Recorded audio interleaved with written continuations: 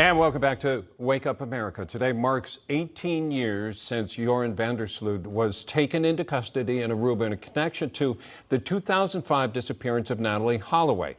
Never charged with the crime and released. But since then, there's been zero justice for Natalee and her mother, Beth, until now. That's right. Van Der Sloot is now officially in Birmingham, Alabama, the home of the missing teen, following his extradition from Peru to face charges of wire fraud and extortion.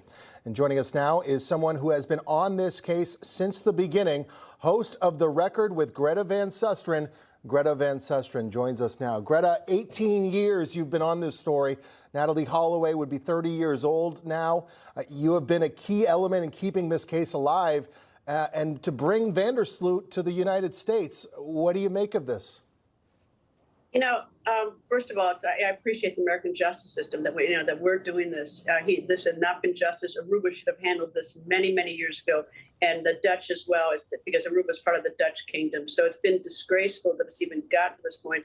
But my hat off to the United States Attorney's Office here in Alabama, to the grand jury who indicted him 13 years ago, and to the FBI for going to get him. And it really is sort of a message that, we can't go out and get every American who's all around the world, or every injustice around the world. But when we can, and we do it, I think I appreciate as an American citizen, and this is important. For 18 years, he's eluded justice, and this isn't for the actual murder of Natalee Holloway, because the Aruban authorities and the Dutch have blown that opportunity. That would be real justice. But this is an opportunity to get some justice.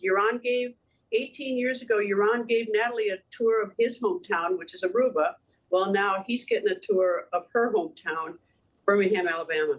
Yeah, and just so people know, the Dutch are involved to the extent that Aruba itself is not completely autonomous. It's part of the Netherlands. So now Van Der Sloot's facing charges for wire fraud, extortion, in relation to finding to try to find Natalee's remains and luring the mother, Natalee's mother, toward that, and another case where it was a complete sham. It looks like right now, though, he could stand to face more time in prison than he's facing for the murder of another girl in Peru. That's right. He murdered Stephanie Flores 5 years to the day that he was last seen with Natalee. And think about it. He met Stephanie Flores in a casino. He met Natalee in a casino. He beat Stephanie Flores to death 5 years to the day that he was last seen with Natalee. So yes, he sort of likes anniversaries. I say very sarcastically. He faces 40 years here in the United States.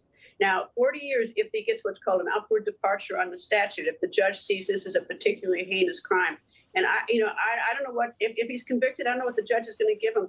But I can't think of any judge, and I've practiced law for years, who wouldn't think it particularly heinous, not only to commit wire fraud and extortion, but to do it of the mother of the child that you killed. I know he hasn't been convicted of killing Natalee Holloway, but there's plenty of evidence. And the idea that he wouldn't get the maximum penalty, and that he in the past 18 years has been essentially running from U.S. justice, last 13 years running from this indictment. And in the meantime, when he was out, that he murdered, that he beat and strangled to get to death a 21-year-old Peruvian national. So if he doesn't get the maximum sentence if convicted, I don't know. I don't know what the judge is thinking.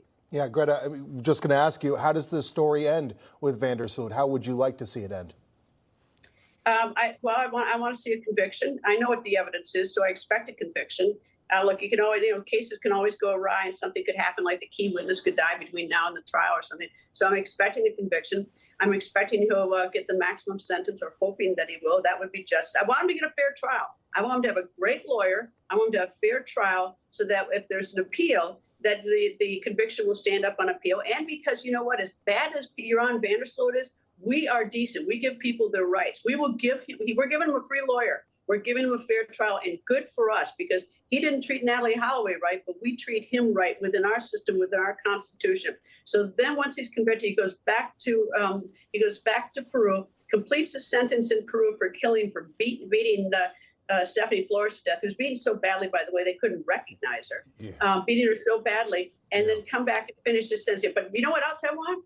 I want the American people to be more vigilant in their travel. And I urge the American people, if you're going to Aruba, go to the State Department website on human trafficking and put in the word Aruba, and then make your decision whether that's a place you want to spend your holiday until once Aruba cleans up, I say, have at it, go there. Until then, do your research. Fair enough, Greta. Thank you very much, Greta Van Susteren. You can catch the Record with Greta Van Susteren weekday, 6 p.m. Eastern, only on Newsmax. Stay with us.